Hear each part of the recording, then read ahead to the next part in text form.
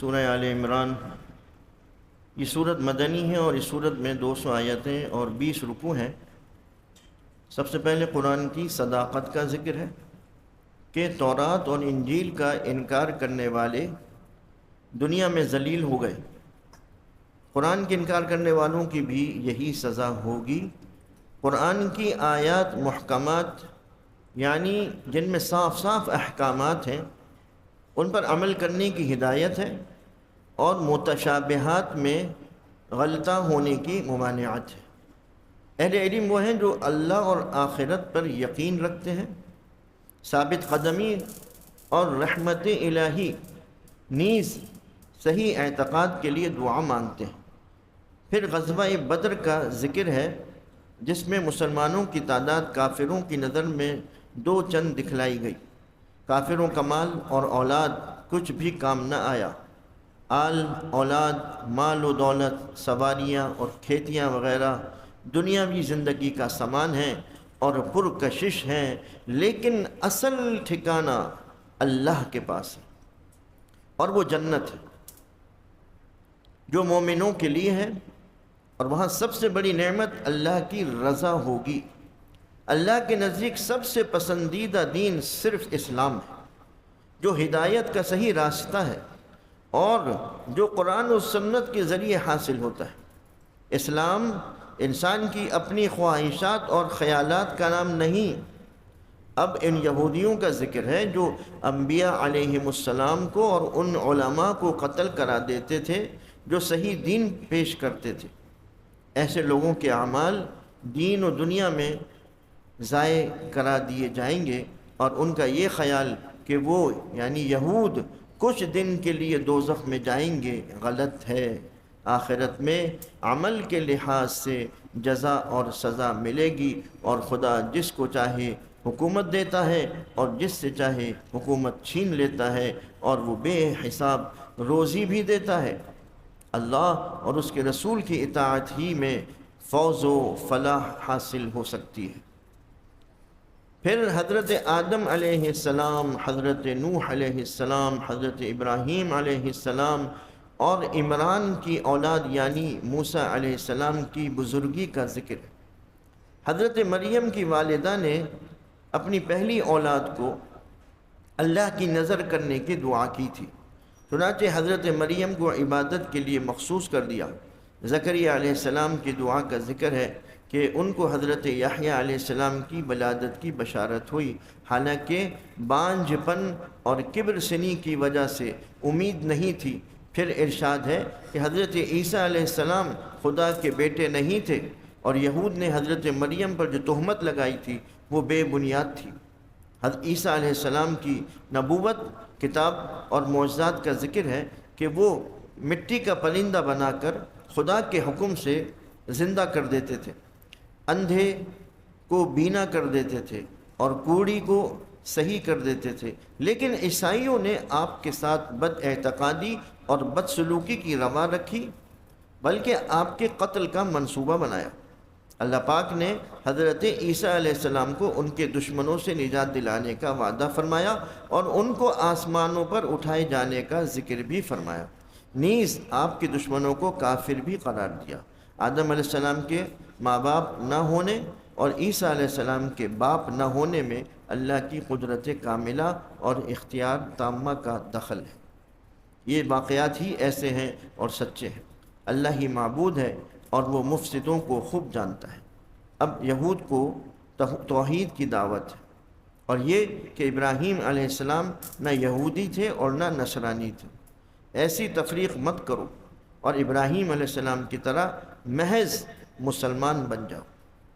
اب اہل کتاب کے دو گروہوں کا ذکر ہے۔ ایک خفیہ گروہ یہودیوں کا ہے جنہوں نے یہ سازش کر رکھی ہے کہ پہلے علانیہ مسلمان ہو جاؤ، پھر مرتد ہو کر اسلام کی برائیاں بتاؤ۔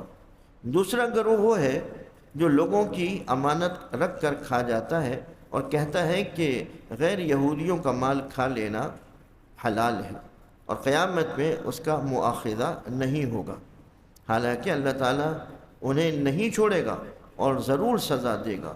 یہودیوں کی ایک اور شرارت کا ذکر ہے کہ وہ تورات میں تحریف کرتے ہیں اور حق کو چھپاتے ہیں۔ سننے والا یہ سمجھتا ہے کہ ویسا ہی تورات میں ہوگا۔ اب ایسی باتوں کی بھی تردید ہے جو یہودیوں نے انبیاء علیہ السلام کی طرف اپنی کتابوں میں شامل کر لی تھی، اور یہ باور کرانے کی کوشش کرتے تھے کہ نبی یا فرشتے کی حیثیت معبود کی طرح ہے۔ چنانچہ اب ایسا قاعدہ کلیہ بتایا گیا ہے کہ ایسی کوئی تعلیم جو اللہ کے سوا کسی اور کی بندگی سکھائے کسی نبی کی تعلیم نہیں ہو سکتی۔ انبیاء علیہ السلام نے اپنے اپنے زمانے میں اسی اسلام کی دعوت دی ہے، اس لیے مسلمانوں کو چاہیے کہ تمام انبیاء علیہ السلام پر بھی ایمان لائیں، ان میں تفریق نہ کریں، اور ایسا بھی نہ کریں کہ کسی کو مانیں اور کسی کو نہ مانیں، کہ ایسا کرنا بھی کفر ہے۔ اب ارشاد ہے کہ جسمانی عبادت کے ساتھ مالی عبادت بھی ضروری ہے کہ زکوٰۃ اور صدقہ و خیرات کے ذریعے اہل حقوق کے حقوق ادا کیے جا سکیں۔ اللہ کی راہ میں ایسی چیز ہرگز نہ دی جائے جو پسند نہ ہو۔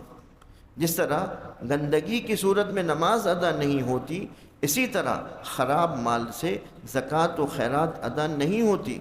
پھر ملت ابراہیم یعنی اسلام کی پیروی کا حکم ہے، اور خانہ کعبہ کی عظمت بتائی ہے، اور یہ کہ وہاں جنگ اور خون ریزی نہ کی جائے۔ مسلمانوں کو چاہیے کہ ایسے اہل کتاب سے دور رہیں جو حق کو جانتے ہوئے اس سے گریز کرتے ہیں۔ حق کو قبول کرنے ہی میں نجات اور سلامتی ہے۔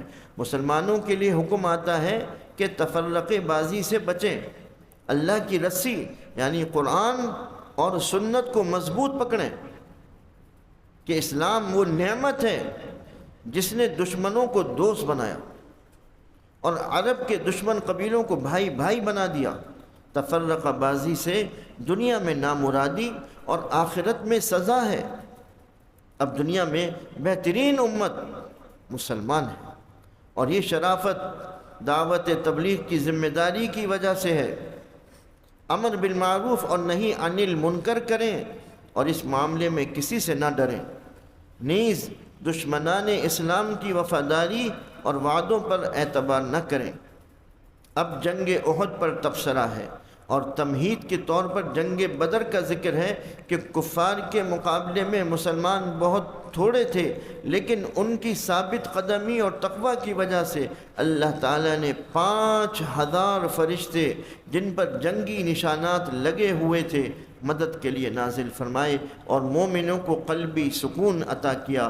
دین کی راہ میں ثابت قدمی پر اللہ کی مدد شامل حال ہوتی ہے۔ سب سے بڑی چیز دنیا پرستی اور مال و دولت کی محبت ہے جو انسان کو خدا سے غافل کر دیتی ہے، اور اس کا دل ہمدردی کے جذبے سے خالی ہو جاتا ہے۔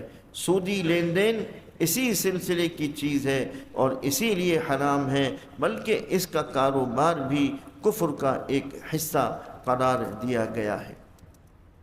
اصل چیز اللہ کی اور اس کے رسول کی اطاعت ہے، اور تقوی اسی اطاعت میں ہے۔ گزشتہ قوموں کی تباہی کا سب سے بڑا سبب مال و جاہ کی محبت ہے۔ پھر مسلمانوں کو جہاد میں نقصان پہنچنے پر تسلی دی گئی ہے، اور یہ کہ ان کے ثابت قدم رہنے پر اللہ کی رحمت کی نظر ہوتی ہے۔ اب جنگ احد کے موقع پر مسلمانوں سے جو غلطی ہو گئی تھی اس پر تنبیہ ہے۔ حضور صلی اللہ علیہ وسلم نے ایک جماعت کو تا حکم ثانی پہاڑ کے پہلو پر متعین فرما دیا تھا۔ وہ لوگ اور دوسرے لوگ مال غنیمت جمع کرنے میں مصروف ہو گئے، اور یہ افواہ بھی اڑائی گئی کہ حضور صلی اللہ علیہ وسلم شہید ہو گئے۔ اس لیے کچھ لوگوں کے پاؤں اکھڑ گئے۔ اللہ پاک نے تنبیہ فرمائی ہے کہ تم دین حق کے لیے جہاد کر رہے تھے یا کسی اور کے لیے۔ حضور صلی اللہ علیہ وسلم کی محبت و عظمت اپنی جگہ پر ہے، لیکن کسی وقت تو وہ بھی نہیں رہیں گے، تو کیا تم لوگ دین چھوڑ دو گے؟ جنگ احد کے واقعے سے سبق دیا گیا ہے کہ کفار کے فریب سے بچیں اور اللہ سے مدد چاہیں، اور اللہ ہی کو کارساز سمجھنے پر کفار تم سے مرعوب ہوں گے۔ منافقین کے اس خیال کی بھی تردید فرمائی گئی ہے کہ اگر مدینے میں وہ جنگ ہوتی تو شکست نہ ہوتی۔ فرمایا گیا کہ جس زمین میں تمہاری موت مقدر ہے وہیں ہو کر رہے گی، اور یہ جنگ اللہ کی طرف سے ایک امتحان تھا تاکہ مومن اور منافق کا فرق سامنے آ جائے۔ پھر منافقین کی ریشہ دوانی سے بچے رہنے کی ہدایت ہے، اور حضور انور صلی اللہ علیہ وسلم کے رحم دل ہونے کی تعریف ہے۔ نیز آپ صلی اللہ علیہ وسلم نے جو بعض لوگوں کی رائے سے اختلاف کرتے ہوئے مدینے سے باہر جنگ کی تھی، اس پر آپ صلی اللہ علیہ وسلم کو تسلی دی گئی ہے کہ آپ صلی اللہ علیہ وسلم مشورہ ضرور فرمائیں، لیکن جو رائے آپ صلی اللہ علیہ وسلم کے نزدیک صائب ہو اسی پر اللہ کے بھروسے پر عمل فرمائیں۔ بعض منافقین کی بہتان تراشی کی تردید بھی ہے۔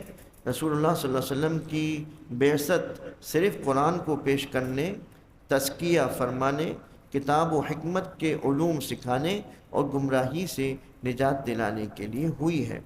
غزوہ احد میں جانی اور مالی نقصان کے پہنچنے پر تسلی دی گئی ہے کہ موت بہرحال آئے گی، آخرت میں اس شہادت اور نقصان کا بہت بڑا اجر اور اصل کامیابی ہے، اور شہید تو زندہ ہیں اور اللہ سے ان کو رزق ملتا ہے۔ غزوہ احد کے سلسلے میں منافقین کی شرارتوں کا ذکر اور مجاہدین کی ہمت و استقلال کی تعریف آتی ہے۔ حضور انور صلی اللہ علیہ وسلم کو کفار کی شرارتوں سے بے خوف رہنے کی تسلی بھی دی جاتی ہے۔ پھر بخل کی مذمت ہے کہ قیامت میں وہ مال جو اللہ کی راہ میں خرچ کرنے سے روک لیا گیا ہے آگ کا طوق بنے گا۔ راہ خدا میں خرچ کرنا جہاد کے لیے بھی ہے، جس کی ذمہ داری مسلمانوں پر ہے، اور دین کی سربلندی کے لیے جان و مال دونوں کی ضرورت ہوتی ہے۔ اب اہل کتاب کی ان شرارتوں کا ذکر ہے جو وہ مسلسل کرتے آئے ہیں۔ مثلا پیغمبروں کا قتل ان کا شیوا رہا ہے۔ اہل حق پر مشرکین کے مظالم کا ذکر ہے۔ آخرت کی فلاح کے لیے اسلامی زندگی ہی ضروری ہے اور اسلام پر خاتمہ بھی ہو۔ دنیا کے معاملات کو خوش اسلوبی سے ضرور انجام دینا چاہیے، لیکن دنیا کی محبت نہ ہو اور دنیا میں رہ کر آخرت کی فلاح کے لیے سارے کام ہوں۔ اہل کتاب نے دنیا پرستی ہی کی وجہ سے تورات میں تحریف کی تھی اور حق کو چھپانے کی کوشش کی تھی۔ کائنات میں پھیلی ہوئی کتنی نعمتیں ہیں جن سے اللہ تعالیٰ کی قدرت ظاہر ہوتی ہے اور ان سے توحید کا سبق حاصل ہوتا ہے۔ دنیا کی کوئی چیز بیکار پیدا نہیں کی گئی، تو انسان جو اشرف المخلوقات ہے کیا بے مقصد پیدا کیا گیا ہے؟